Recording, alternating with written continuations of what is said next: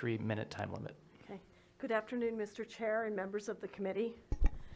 My name is Alicia Messing, and I'm here today representing myself.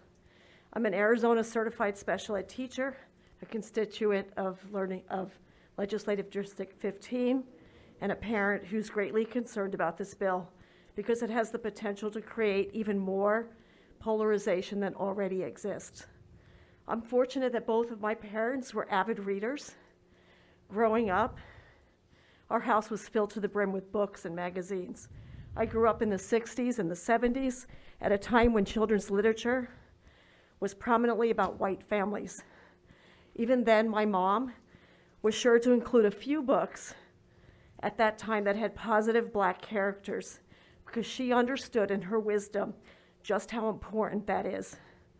In turn, my Chinese American daughter grew up surrounded by books that had characters that she could relate to. How fortunate children are today to find libraries beginning to fill up with books that are written by and are more representative of them. How amazing it must be for them to find gateway books that they can relate to and that they want to read. Isn't reading at the core of our curriculum throughout this nation? We have lots of control over what books we choose to have on our bookshelves and on our nightstands. We do get to control what books we read and what books our children read too. What we don't get to do is choose for everybody. What are we afraid of? That our children will have differing perspectives? We have a moral obligation to protect Arizona's children from censorship and the indoctrination of ideas into a one-size-fits-all mentality. If we can't trust librarians and our teachers to find and use suitable materials, then our public schools are hopelessly broken. The First Amendment gives everyone in the United States the right to hear all sides of every issue and to make their own judgments.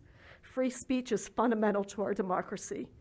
We must remember that the purpose of public education is not to teach only what parents want them to be taught.